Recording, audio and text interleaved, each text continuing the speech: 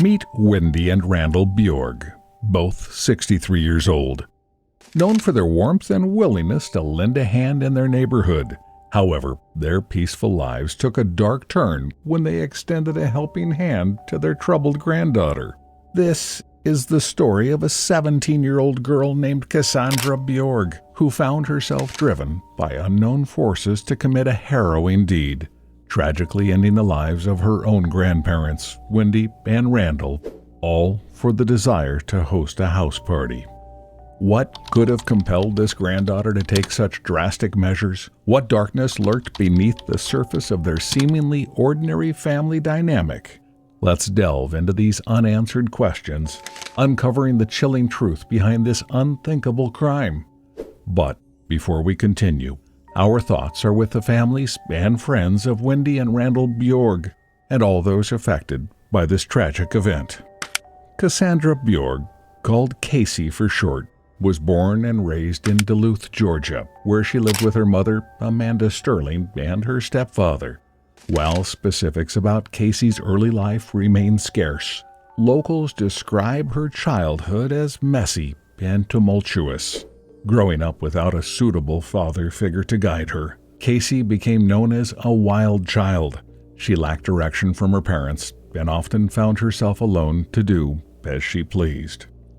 By the age of 16, Casey had accumulated a laundry list of offenses, including underage drinking, shoplifting, domestic assault, smoking marijuana, skipping school, and running away from home.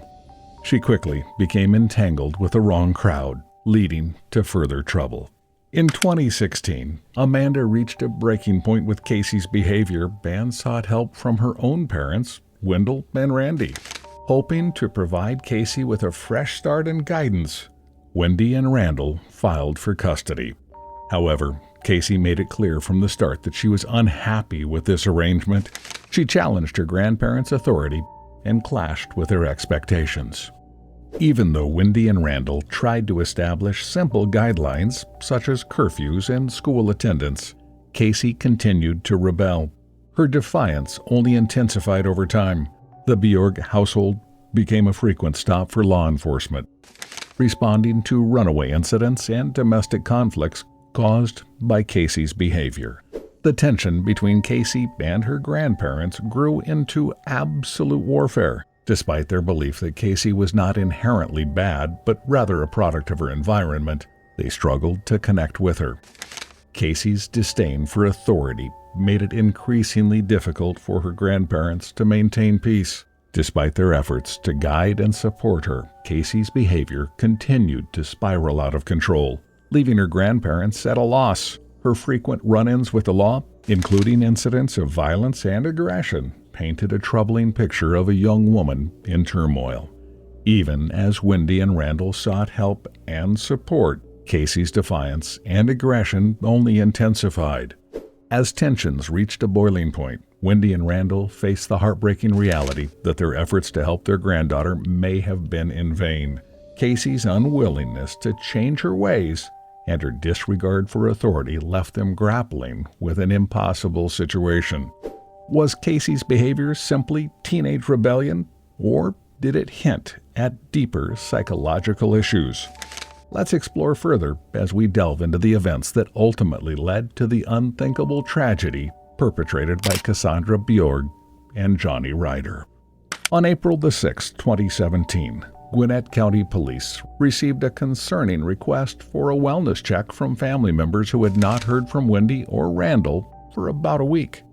Wendy had been exchanging texts with one of her daughters, expressing the challenges she was facing with her granddaughter.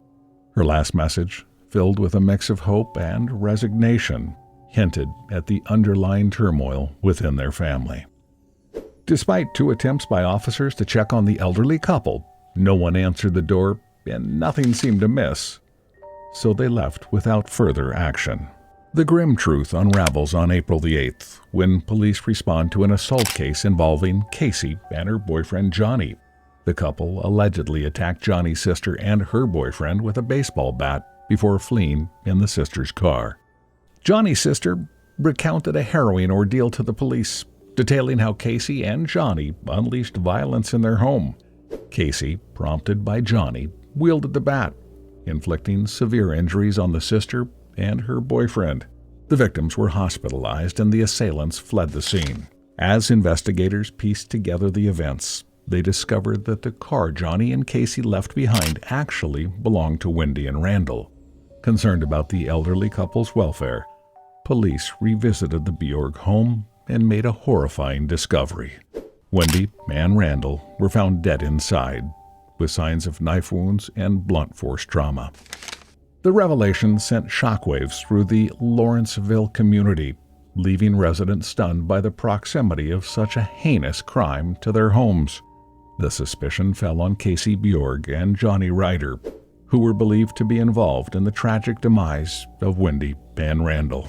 As suspicion fell heavily on Casey Bjorge and Johnny Ryder in the wake of Wendy and Randall's tragic demise, law enforcement wasted no time in launching a thorough investigation into the suspects' backgrounds and activities. Authorities meticulously combed through the evidence, piecing together a timeline of events leading up to the fateful day of the crime. They scrutinized Casey and Johnny's interactions with the victims and sought to uncover any possible motives behind the brutal attack on Wendy and Randall. As the investigation unfolded, a clearer picture began to emerge of Casey and Johnny's troubled pasts and their tumultuous relationship. Their involvement in prior criminal incidents, including the assault on Johnny's sister, raised red flags about their propensity for violence. Furthermore, the discovery of Wendy and Randall's car in their possession served as a damning piece of evidence, linking them to the scene of the crime. Combined with witness testimonies and forensic analysis, the case against Casey and Johnny began to solidify. A massive manhunt was launched to apprehend the two. The following morning, police tracked them to an apartment complex in Suwanee, where they had sought refuge at a friend's house. Upon surrounding the building, law enforcement demanded the surrender of Casey and Johnny. However, the pair adamantly refused to comply, prompting a tense standoff reminiscent of scenes from an action movie. The situation escalated when the SWAT team descended on the complex, initiating a standoff that lasted for approximately an hour. To assess the situation and to ensure the safety of all involved, authorities deployed a robotic device into the house. It was during this assessment that police discovered Casey and Johnny injured in the bathroom. Allegedly, they had attempted to end their lives by cutting their wrists with a knife. Fortunately, or unfortunately for them, their suicide attempt was unsuccessful. Following their discovery, Casey and Johnny were swiftly transported to the hospital for medical treatment. Despite their injuries, they were subsequently arrested and charged with murder in connection with the deaths of Wendy and Randall.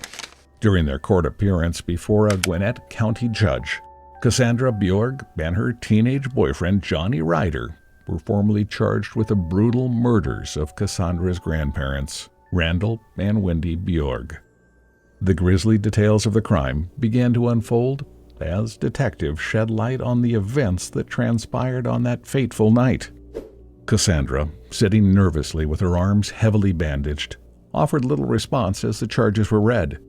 However, during interrogation, chilling revelations emerged as Cassandra and Johnny reportedly shifted blame onto each other for the heinous acts.